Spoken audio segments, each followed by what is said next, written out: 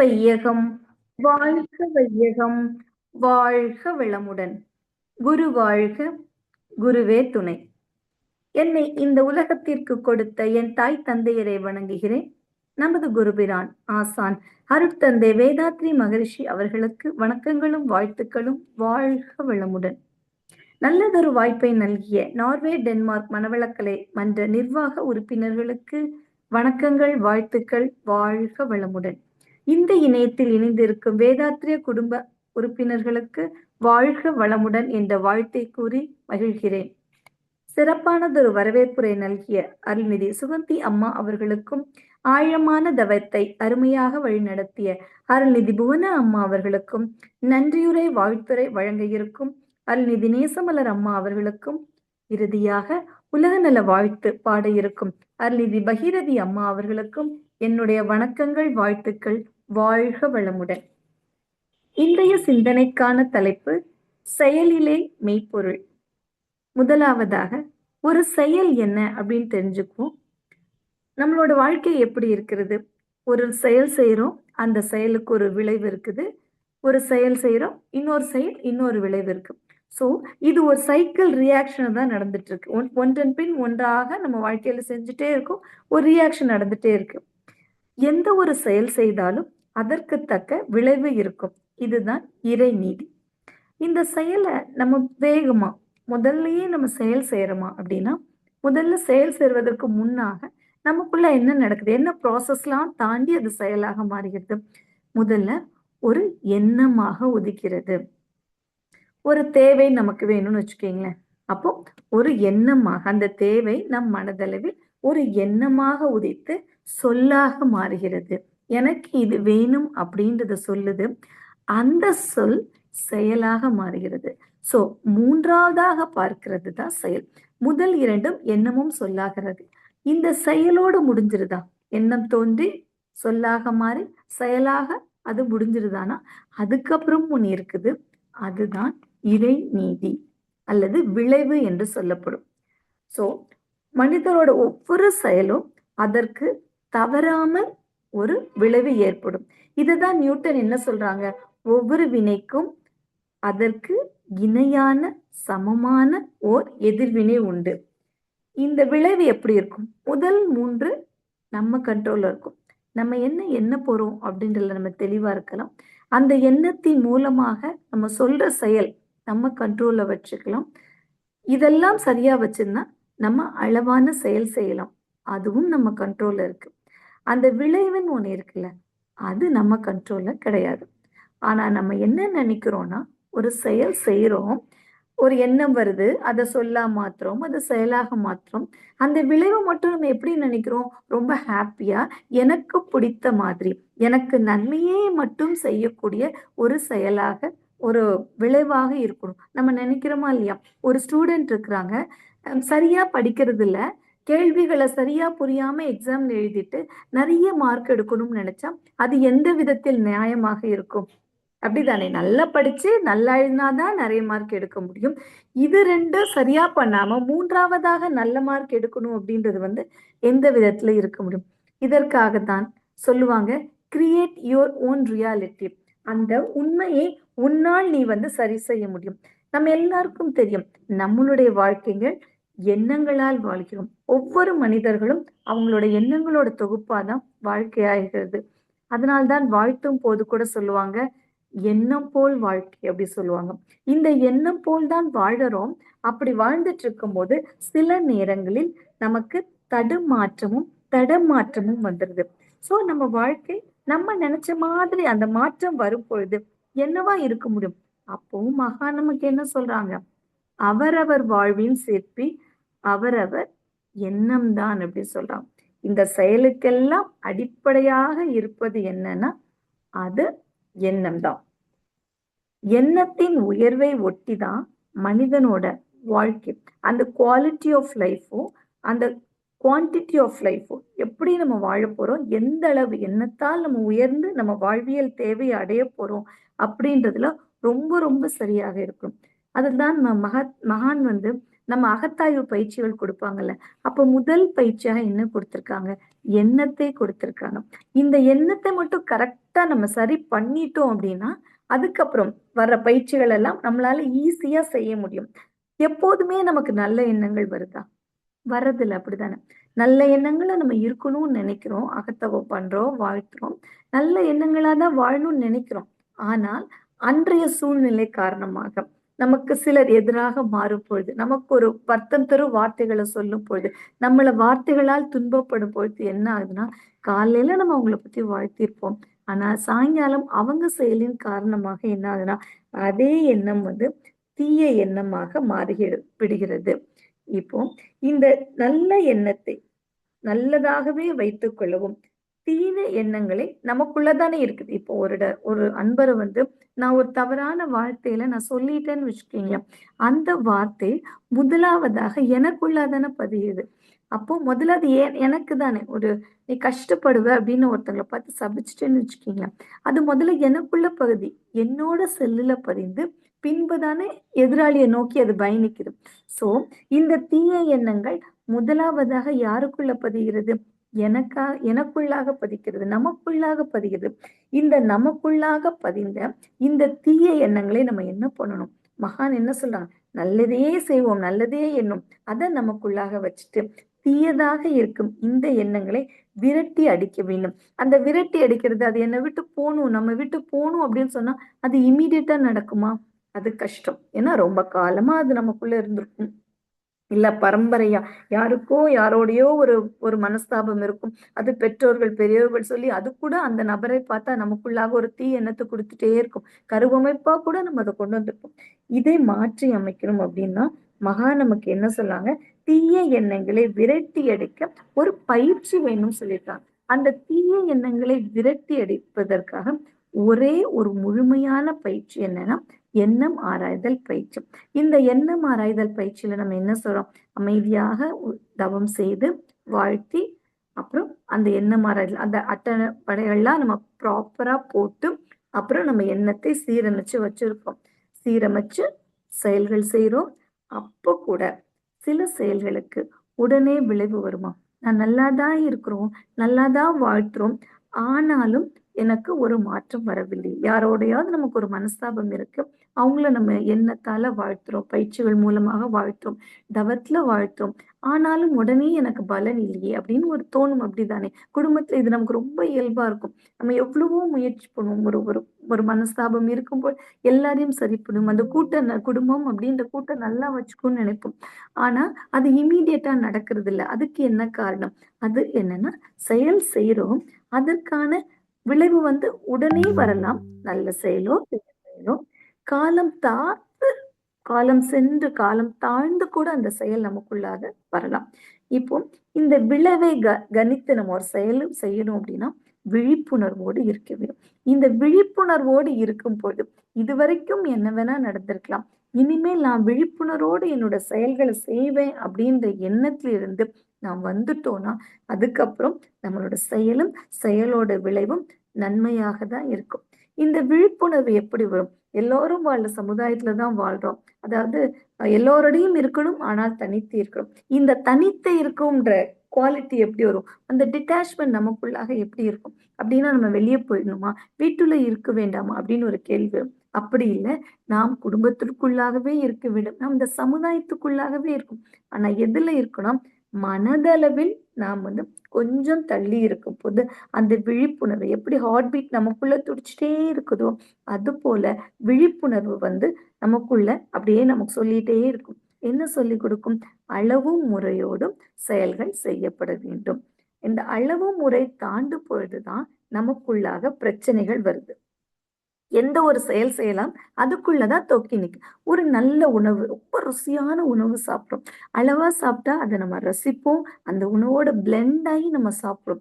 ஆனா அதே உணவை நம்ம அதிகமா சாப்பிடுறோம்னு வச்சுக்கீங்களேன், அதனோட விளைவு என்ன இருக்கு? அந்த செயல்ல தான் தொக்கி நிற்கிறது. சோ இந்த செயலுக்குள்ளாக ரொம்ப முக்கியமான 5 விஷயங்கள் இருக்குதுன்னு மகான் சொல்றாங்க. நோக்கம். நான் எதற்காக இந்த ஃபுட்டை நான் சூஸ் பண்றேன் அப்படின்ற நோக்கம் இருக்கு. அந்த உணவு இருக்குது, என்னுடைய திறமையின் காரணமாக அளவா நான் அதை சாப்பிடும். எனக்கும் அந்த உணவுக்கும் இருக்கின்ற தொடர்பு அளவோடும் முறையோடும் இருக்க வேண்டும். இது அளவோடும் முறையோடும் இருப்பதால் மட்டுமே காலத்தால அந்த உணவின் மூலமாக உணவு என்ற அந்த ஒரு செயல் செய்யறோம். அந்த உண்ணுதல் செயல் மூலமாக எனக்கு காலத்தால நல்ல விஷயம்தான் நடக்கும். இந்த விஷயம் எப்படி நடக்கும்? இடம் சார்ந்து நடக்கும். எந்த இடத்துல ஒரு குளிரான நாட்டுல அதன் மாதிரியான உணவு சாப்பிடும், ஒரு வெப்பம் மிகுந்த நாட்டுல அதன் சார்ந்து நம்ம உணவு சாப்பிடும். சோ இந்த ஐந்தும் நோக்கம், திறமை, தொடர்பு கொள்ளும் பொருள், காலம், இடம் சார்ந்து அந்த பொருள் அமைய வேண்டும். திருப்பும் நாம் பார்த்தா இதற்கு எல்லாம் காரணமாக இருக்கிறது அந்த எண்ணமாகத்தான் இருக்கிறது. இப்ப செயலோட விளைவை மகானோட அந்த கவி மூலமா பார்ப்போம். செயல் விளைவு, செயல் பேச்சு இரண்டிற்கும் எண்ணம் மூலமாகும். சிந்தனையால் எண்ணத்தை ஆராய்ந்து தேர்ந்தெடுக்கணும் எண்ணத்தை. செயல்கள் எல்லாம் நலமளிக்கும் வகையில் காத்தல் சிவகருணை சீவனிலே துளிர்க்கும் அன்றோ.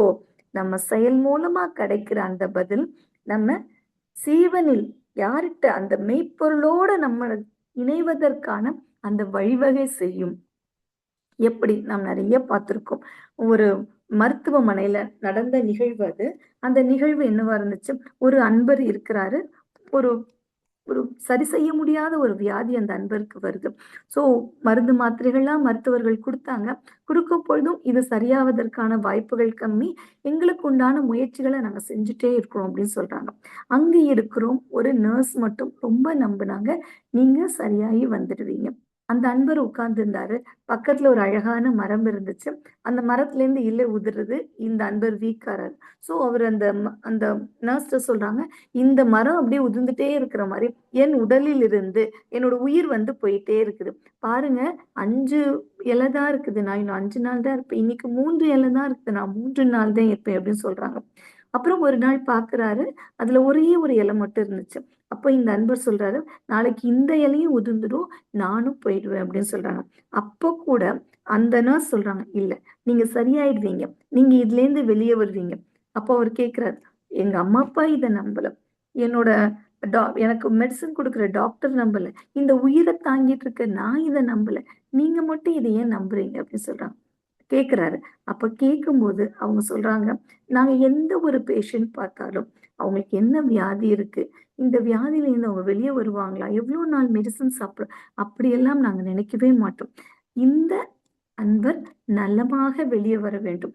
இவருக்கு பழையதொரு வாழ்க்கை, இப்ப எல்லாரும் வாழ்ற மாதிரி ஒரு வாழ்க்கை வாழ வேண்டும்ன்ற எண்ணத்தை வச்சுட்டு நாங்க எங்க தொழிலை செஞ்சுட்டே இருப்போம். நீங்க எவ்வளவு கீழே போனாலும் நாங்க என்ன செய்வோம், உங்களை நலமாக இருக்கிறதுக்கு எங்களால் முடிந்தவரை நாங்க செய்து கொண்டே இருப்போம். அதனாலதான் சொல்லுவாங்க, உளவியல் துறையில சொல்லும்போது டாக்டர் கொஞ்ச நேரம் பார்ப்பாங்க, ஒரு சர்ஜரியோ மெடிசன்ஸோ கொடுத்துட்டு போயிடுவாங்க. பட் நர்ஸா இருக்கிறவங்க ரொம்ப நேரம் அவங்களோட செலவழிச்சுட்டே இருப்பாங்க. ஸோ அவங்களுக்கு ரொம்ப பாசிட்டிவ் தாட்ஸ் இருக்கணும், அவங்களுக்கு அன்பும் கருணையும் நிறைய இருக்கணும், அவர்களுக்குள்ளாக பொறுமை நிறைய இருக்கணும்னு சொல்றான். அடுத்த நாள் இந்த அன்பர் எப்படியும் இது உதிர்ந்துரும், இன்று இரவுக்குள்ள நானும் போயிடுவேன் அப்படின்னு நம்பிக்கையோட பாக்குறாரு. ஆனா அந்த உதிர ரெடியாக இருந்த அந்த இலை எப்படி இருந்துச்சுன்னா துளிர்ப்போட இருந்துச்சு. அப்படி கொஞ்சம் விரிகிற மாதிரி இருந்துச்சு. இந்த அன்பருக்கு ரொம்ப ஆச்சரியம், இது எப்படி பாசிபிள் கேட்கிறேன். இதுதான் வாழ்க்கை, நீங்க புரிஞ்சுக்கணும். இறைவன் உங்களை சரி பண்ணணும்னு நினைச்சா எப்படினாலும் நீங்க சரியாயிடுவீங்க. படிப்படியா இந்த அன்பர் சரியாயிட்டாரு. வீட்டுக்கு டிஸ்சார்ஜ் ஆகி போறாரு. போன அப்புறம் அந்த தாய் மட்டும் கேக்குறாங்க, நாங்களே நம்பலையே, நீங்க எப்படி நம்புனீங்கன்னு அந்த நர்ஸ் கிட்ட கேட்கும்போது அவங்க சொல்றாங்க, அந்த அன்பர் பார்த்தது உண்மையான இலை கிடையாது. மனதளவில் இது சிம்பிள் சைக்காலஜி. மனதளவில் அவர் கம்மியாயிட்டே இருக்காங்க. நேற்று இரவு நான் என்ன பண்ணேன், இலை மாதிரி ஒரு ஒரு படம் வரைஞ்சு அதுல ஸ்டிக் பண்ணிட்டேன். உண்மையான இலை உதிர்ந்துடுச்சு. ஆனா அது ஸ்டிக் பண்ணிட்டோன்னே இவரு நம்ப தொடங்கிட்டாரு. சோ என்னோட எண்ணத்தின் மூலமா ஒரே ஒரு விஷயம், இந்த அன்பர் சரியாகணும், அதற்கு என்ன செயலோ அந்த செயல். சோ எண்ணமும் செயலும் சரியாக இருந்தால் அந்த அன்பர் சரியானது போல நம் வாழ்க்கையில் இருக்கிற பல சிக்கல்களில் வர முடியும். இந்த எண்ணத்தை சரியாக்குறதுக்கு தான் மகான் நமக்கு பயிற்சிகள் கொடுத்திருக்காங்க. இந்த எண்ணமும் சொல்லும் செயலும் சரியாக இருந்தால் அந்த இறைநீதி எப்படி இருக்கும்? பிளிஸ்ஃபுல் ஸ்டேட்டாக இருக்கும். ஹாப்பினஸ் மட்டுமே நமக்கு கொடுப்பதாக இருக்கும். எல்லாருமே இறைவனோட ஒரு அம்சமா தானே இருக்கும். சோ அவங்களுக்குள்ளாக ஒருவேளை ஒரு தவறான எண்ணம் இருந்தால் நம்ம என்ன பண்ணணும் அப்படின்னா, அந்த எண்ணத்திலிருந்து அவர்களை வெளிக்கொண்டு வர நம்மால் முயற்சி செய்யும். இந்த செயலை எப்படி செய்யணும்? செயலிலே மெய்ப்பொருள் ஒரு வார்த்தை கொடுத்திருக்காங்க. அதை பற்றி சிந்திப்போம். மெய்ப்பொருள் எப்பொருள் யாரார் வாய் கேட்கணும் அப்பொருள் மெய்ப்பொருள் காண்பது அறிவு. மீண்டும் ஒரு முறை சொல்கிறேன். எப்பொருள் யார் யார் வாய் கேட்பினும் அப்பொருள் மெய்ப்பொருள் காண்பது அறிவு. எல்லாவற்றிலும் கடவுளை காண்பதுதான் ஆன்மீகத்தோட உச்சமான ஒரு விஷயம். பகவத்கீதை இது எப்படி சொல்கிறது? மெய்ப்பொருள் அப்படின்றதுக்கு என்ன டெபினிஷன் கொடுத்திருக்காங்க? உண்மையான பொருளை உணர்தல் அப்படின்னு சொல்லியிருக்காங்க. நாம எல்லாம் மெய்ப்பொருளை உணர்றோம். ஆரம்ப காலகட்டங்கள்ல நமக்கு எப்படி புரிய வச்சிருப்பாங்க? பக்தி மார்க்கத்தின் மூலமாக புரிய வச்சிருப்பாங்க. கோவிலுக்கு போனானா நீ இறைவனை உணரலாம். நீ அங்க உட்கார்ந்து அந்த வழிபாட்டு முறைகள் ஒரு மதத்துக்கும் ஒரு வழிபாட்டு முறை இருக்கும். அந்த வழிபாட்டு முறையை நீ ஃபாலோ பண்ணும் போது உன்னால அந்த மெய்ப்பொருளோடு இணைந்து உனக்கு தேவையானவற்றை உன்னால் பெற்றுக்கொள்ள முடியும். எந்த வாழ்க்கையை வாழ முடியும் சொல்லி கொடுத்துருக்காங்க. ஆனா இங்க வள்ளுவம் என்ன சொல்லியிருக்காங்க? மெய்ப்பொருள் காண்பது அறிவு அப்படின்னு சொல்லியிருக்காங்க. சோ இந்த அறிவை உணர்ந்தால்தான் இந்த அறிவு மூலமாக அந்த எல்லையற்ற மெய்ப்பொருளை நம்மால் உணர முடியும். இதுல கீதையில ரொம்ப அழகா கிருஷ்ணர் சொல்லியிருக்கிறாரு, எந்தவித எதிர்பார்ப்பும் இல்லாமல் நேர்மை அன்புடன் செய்யப்படும் செயல்கள் யாவும் கடவுளை நோக்கி நம்மை இட்டு செல்லும் பாதையாகும். சோ நம்ம என்ன சொல்றோம்? செய்யற செயலை இறைவனுக்கு முழுவதுமாக அர்ப்பணித்து செய்ய வேண்டும் அப்படின்னு சொல்றாங்க. மெய்ப்பொருள் அப்படின்றது இன்னும் டீப் டெபினிஷனுக்குள்ள போனா, ஒரு செயல் செய்யறோம், அந்த செயலுக்கு உள்ளாக என்ன இருக்கணும்? தெய்வீகத்தன்மை, அதுக்குள்ள இருக்கிற அந்த ஆழமான பொருளை புரிந்து கொள்ள வேண்டிய அந்த அறிவு இருக்க வேணும். எப்படி? ஒரு வீட்டுல குழந்தை பிறக்குது, அம்மா அன்பும் கருணையுமா உணவு கொடுக்குறாங்க, கல்வி கொடுக்குறாங்க, எல்லாம் கொடுக்குறாங்க. அப்போ அந்த தாய் அன்புக்கு பின்னாடி என்ன இருக்குது? அந்த குழந்தைக்கு உண்டான அன்பும் கருணையுமாக அந்த கடமை அறமாக செய்தாலும் அது என்னது? மெய்ப்பொருள் தான். அந்த கடமை அறத்துக்குள்ளதான் மெய்ப்பொருளும் இருக்கு. தன்னை என்ன பண்றாங்க? நல்ல கல்வி கொடுக்குறாங்க, அந்த உலகத்தை பற்றி அறிவு கொடுக்குறாங்க. அவர் என்ன செய்யறாரு? குழந்தைக்கு தேவையானதை செய்தா கூட அதுக்குள்ளாகவும் என்ன இருக்குது? மெய்ப்பொருள் தான் இருக்குது. அந்த உண்மையை உணர்தல்ன்ற அறிவு மட்டும்தான் அவங்களுக்குள்ளாக இருக்கு. ஓகே, தாய் செய்யலாம், தந்தை செய்யலாம். அடுத்து வேற யாரெல்லாம் மெய்ப்பொருள் உணர்ற மாதிரி நமக்கு செய்யறாங்கன்னா, ஆசிரியர்கள் செய்யறாங்க, மருத்துவர்கள் செய்யறாங்க, விவசாயிகள் செய்யறார்கள். இவங்கெல்லாம் என்ன பண்றாங்க? அவங்க மெய்ப்பொருளை உணர்ந்ததுனால அவங்க செய்யற செயலின் மூலமாக மெய்ப்பொருளை உணரும் விதமான செயல்களை செய்யறாங்க. இப்படி செய்யும் பொழுது என்ன நடக்குது அப்படின்னா, விழிப்புணர்வுடன் செய்ய வேண்டும். இதுக்கு முன்னாடி செய்தவர்களுக்கும் இந்த மெய்ப்பொருளை உணர்ந்த பின்னும், உண்மையான பொருளை உணர்ந்த பின்னும் செய்பவர்களுக்கும் நிறைய வேறுபாடு இருக்கு. எப்படி? நாம் வீட்டிலிருந்து செல்லும் பொழுது ஒரு மனநிலையில போவோம். ஆனா நம்ம வழிபாட்டு தலங்களுக்கு சென்றுட்டு திருப்பி வரப்பொழுது ரொம்ப தூய்மையான அன்பான ஒரு மனநிலையில் வருவோம். வீட்டுக்கு வந்தா நமக்கு யார் மேலேயும் கோபம் வராது. அவங்களே கோவப்பட்டா கூட நம்ம அவங்கள அன்பா பார்த்துக்குவோம். சோ இத ஒரு குழந்தை ஒரு 7 வயது குழந்தைக்கு ஸ்கூல்ல கிளாஸ் எடுக்கிறாங்க. திருக்குறளை சொல்றாங்க. நமக்கு எல்லாம் தெரியும். திருக்குறளோட முதல் அதிகாரம் கடவுள் வாழ்த்து அதிகாரம். இந்த குழந்தை அதை கேட்டுட்டே இருக்குது. ஸ்கூல்ல பெல் அடிச்சிடறாங்க. அதுக்கு அந்த டீச்சர்கிட்ட கொஸ்டின் கேட்க நினைக்கும் போது பெல் அடிச்சுட்டாங்க. அது வீட்டுக்கு வருது. வீட்டுக்கு ஹோம்ஒர்க் பண்ணிட்டு தூங்கிட்டு அடுத்த நாள் காலையில ஸ்கூலுக்கு வேகமா கிளம்பிடு. குழந்தைங்க தெரியும்ல, கொஞ்சம் பரபரப்பா தான் கிளம்புவாங்க காலையில. அவங்க அம்மா சாப்பாடு ஊட்டிட்டு இருக்கும்போது கேக்குது, அம்மா கடவுள்லாம் யாரு? நான் நேற்று ஸ்கூல்ல டீச்சர் கிட்டயே கேட்கணும்னு நினைச்சேன், ஆனா பெல் அடிச்சுட்டாங்க. இப்போ நீங்க எனக்கு பதில் சொல்லுங்க. அம்மா சொல்றாங்க, டைம் ஆயிடுச்சு, நீ ஸ்கூலுக்கு போயிட்டு வீட்டுக்கு வந்தப்புறம் நீ இதே கேள்வி என்கிட்ட கேளு, நான் பதில் சொல்றேன்னு சொல்றாங்க. இது போகுது, அப்பா கூட ஸ்கூலுக்கு போகுது. அங்க ஒரு வயதான தாத்தாவை பாக்குது. ரோட கிராஸ் பண்ண எல்லாரும் இது கேள்விப்பட்டிருக்கோம். ரோட கிராஸ் பண்ண முடியாம அது இருக்கிறாரு. அந்த குழந்தை அவங்க அப்பா கிட்ட இந்த தாத்தாக்கு நம்ம ஹெல்ப் பண்ணி ரோட கிராஸ் பண்ண வைக்கலாமா அப்படின்னு சொல்லு. அதே மாதிரி ரோட கிராஸ் பண்ணிட்டு அவர் சொல்றாரு, ரொம்ப சந்தோஷம், நீ குட்டி பையனா இருந்தும் கூட கடவுள் மாதிரி எனக்கு தெரியற, நல்லா இருக்கணும் சார். பயங்கர சந்தோஷமான உணர்வோட போய் அங்க இருக்கிற ஃப்ரெண்ட்ஸ் எல்லாம் அதை ஷேர் பண்ணுது அந்த குழந்தை. வீட்டுக்கு வந்து திருப்பியும் அம்மாவிடம் அதே கேள்வி, அம்மா கடவுள்லாம் யாரு அப்படின்னு. அவங்க அம்மா சொல்றாங்க, நான் பதில் சொல்றேன், நீ ஸ்கூல்ல இருந்து என்ன பண்ணும்? பொதுவா குழந்தைங்கிட்ட கேட்போம்ல, ஸ்கூல்ல இருந்து என்ன நடந்துச்சு, கிளாஸ்ல டீச்சர் என்ன சொல், அதே மாதிரி இது ஸ்கூல் போறதுக்கு முன்னாடி, நான் ஸ்கூல் போறதுக்கு முன்னாடி என்ன நடந்துச்சுன்னு சொல்லவா அப்படின்னு சொல்லி இந்த இன்சிடென்ட் சொல்லுது. அப்புறம் ஸ்கூல்ல நடந்த எல்லா இன்சிடென்ட்டும் சொல்லுது. அப்பதான் அந்த அம்மா சொல்றாங்க, நாம வந்து தனியாக ஒரு இடத்துக்கு போய் கடவுளை காணணும் அப்படின்றது ஒரு விதமான விஷயம். ஆனா நீ உன் செயல் மூலமாக நீ இன்னைக்கு செஞ்சல, அந்த தாத்தாக்கு ஹெல்ப் பண்ணல, அதுதான் உண்மையான கடவுள் அப்படின்னு சொல்றான். அப்போ அந்த குழந்தை அம்மா கிட்ட கேக்குது, அம்மா நான் அப்ப கடவுளுக்கு சமமா அப்படின்னு கேக்குது. ஆமா, நீ செய்யற ஒரு ஒரு செயலும் எப்போ நீ உண்மையை உணர்ந்து யாருக்கும் நீ தீங்கு செய்யாம இருக்கையோ அந்த செயல் எல்லாம் வந்து மெய்ப்பொருளை அடைவதற்கான வழி.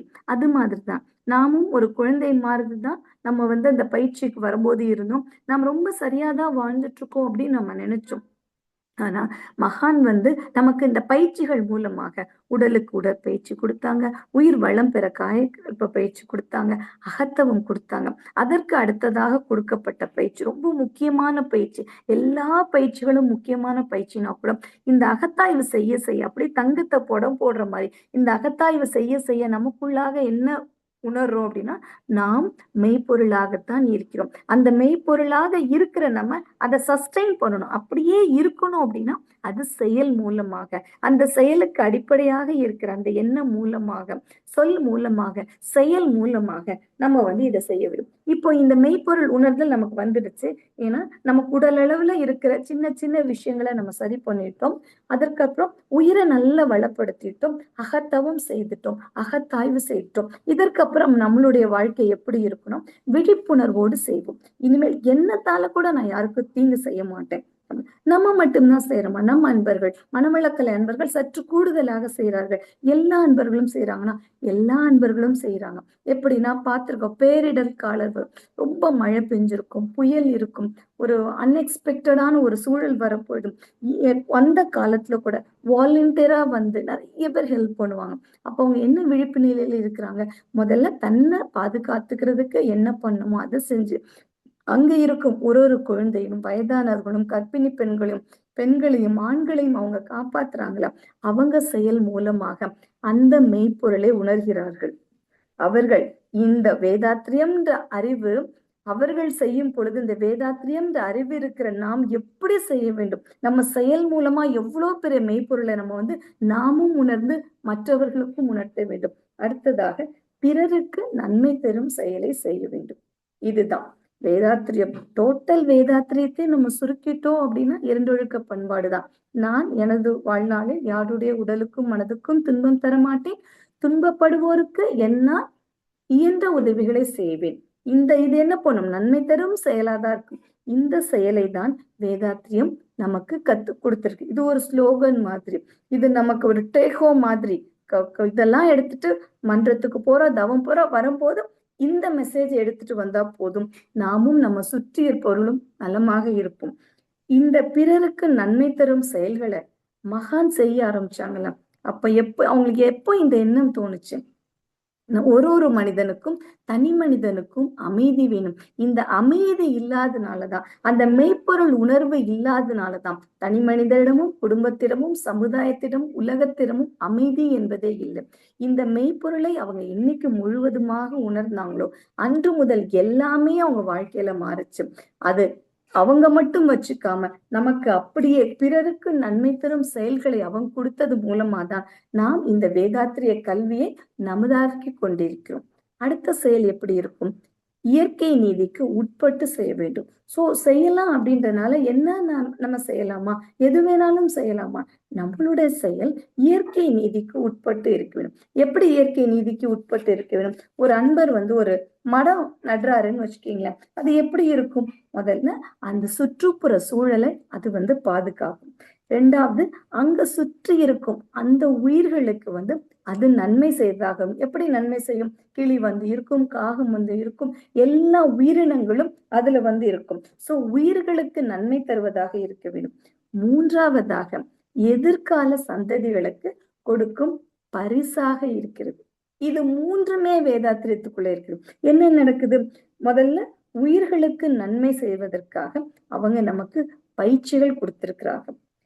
சுற்றுச்சூழல் பாதுகாப்புக்காக நம்ம மழை வாழ்த்து சொல்றோம்ல, மழை நல்லா பெய்யட்டும், எல்லா உயிர்களும் நல்லா இருக்கணும் அப்படின்ற மழை வாழ்த்து என்ன பண்றோம்? சுற்றுப்புற சூழ்நிலைக்காக, எதிர்கால சந்ததிகளுக்கான பயிற்சி, எதிர்கால சந்ததிகளுக்கான பயிற்சியை கொடுக்கும் பொழுதும் அந்த பயிற்சியை நாம் முழுவதுமாக செய்து நம்ம ஒரு டீச்சரா இருக்கணும் அப்படின்னா டீச்சிங் இஸ் டபுள் லேர்னிங் வாங்க.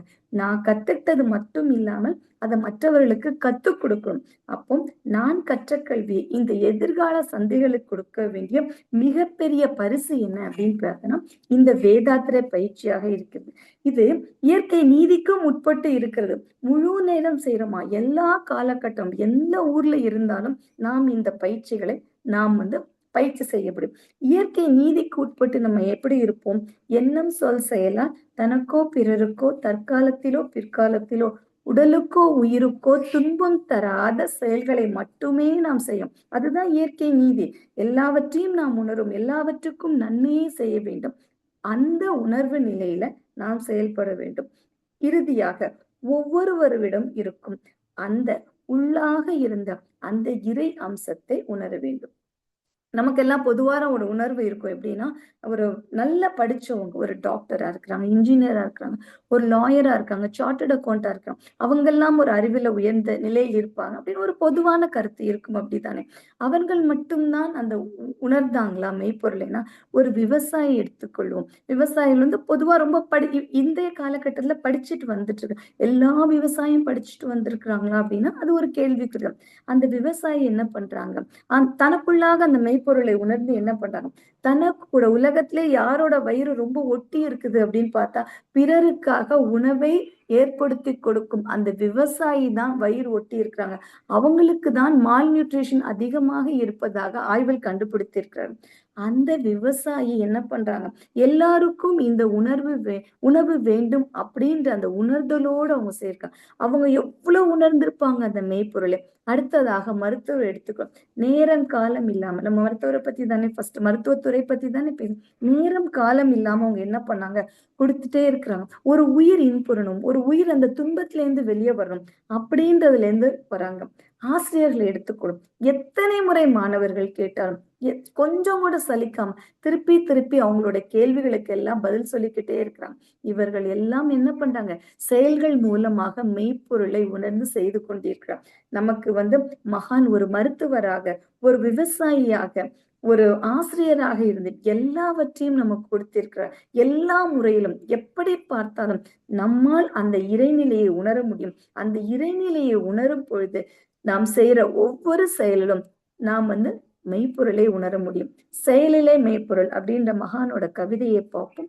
செயலிலே விளைவாக தெய்வ ஒழுங்கை பயனனி தவறிழைத்து பரமனை பின் வேண்டுவதா. நம்ம செயல் விளைவு நல்லா தெரிஞ்சிச்சுன்னா நமக்கு இது தேவை அது தேவை நம்ம எப்பொழுதும் தவறு செஞ்சுட்டு நாம பரவனைப்பே எனக்கு வேணும் அப்படின்னு கேட்கறது சரியான ஒரு விஷயமாக இருக்குமா? சோ நம் எண்ணம் சொல் செயலா எல்லாவற்றிற்கும் நன்மையே செய்ய வேண்டிய செயல் செய்தால் மட்டும் போதும். சாதம் எப்படி பிரசாதமாக மாறுகிறது? அது அந்த இறைவனுக்கு படைக்க போகிறோம் அப்படின்ற எண்ணத்துல செய்யும் பொழுது அது பிரசாதமாக ஆகிறது. அப்ப செயல்கள் எப்பொழுது நற்செயலாக மாறுகிறது? அது இறை நிலையிலிருந்து நாம் செய்யும் பொழுது அது என்ன மாறுகிறது? பிரசாதமாக மாறுகிறது. சோ அன்போடும் நான் செய்யப்படும் எல்லா பொருளும் மெய்ப்பொருளை மட்டுமே உணர்த்தும். எல்லா இடங்களிலும் இணைந்திருக்கும் அந்த மெய்ப்பொருளை நாம் உணர்ந்த பின்பு நம் செயலின் மூலமாக அதை மாற்றிய பின்பு நாமும் கோயில்களுக்கு செல்வோம். எந்த கோயில்களுக்கு? மனவளக்கலை அப்படின்ற அந்த கலையை தெரிஞ்சு அதை பயிற்சி செய்த பின் அறிவு திருக்கோயிலாக மெய்ப்பொருள் காண்பது அறிவு அப்படின்னு திருவள்ளுவர் சொன்னார். அந்த அறிவை உணர்ந்த பின்பு நாம் இனிமேல் தவறாது செல்ல வேண்டிய கோவில் என்ன அப்படின்னு பார்த்தோம்னா அது அறிவு திருக்கோயில். அந்த அறிவு திருக்கோயில போய் நம்ம என்ன செய்யறோம்? எல்லாரும் உட்கார்ந்து முதல்ல சென்றவன வாழ்த்துறோம். அப்போ எல்லாரும் உட்கார்ந்து தவம் செய்யறோம். அந்த தவம் செய்து இந்த உலகையே நம்ம வாழ்த்துறோம். இந்த உலகை வாழ்த்தும் பொழுது, இந்த உலகத்துல எல்லோரும் மெய்ப்பொருள் உணர்வு பெறும் பொழுதும் அங்கு ஒரு அன்பர் வராங்கன்னு வச்சுக்கீங்களேன், நாம் என்ன பண்ணும், அந்த அன்பருக்கு அவர்கள் வாழ்க்கையில் என்ன தேவையோ அதை உணர்ந்து இந்த வேதாத்திரிய பயிற்சிகளை கொடுத்து தொண்டாற்றி இன்பம் காண்போம். செயலில்தான் மெய்ப்பொருளை உணர முடியும், செயலில் மட்டுமே மெய்ப்பொருளை உணர வேண்டும் என்று கூறி தொண்டாற்றி இன்பம் காண்போம். நல்லதொரு வாய்ப்புக்கு நன்றி. வாழ்க வையகம், வாழ்க வையகம், வாழ்க வளமுடன். நன்றிகள் அம்மா.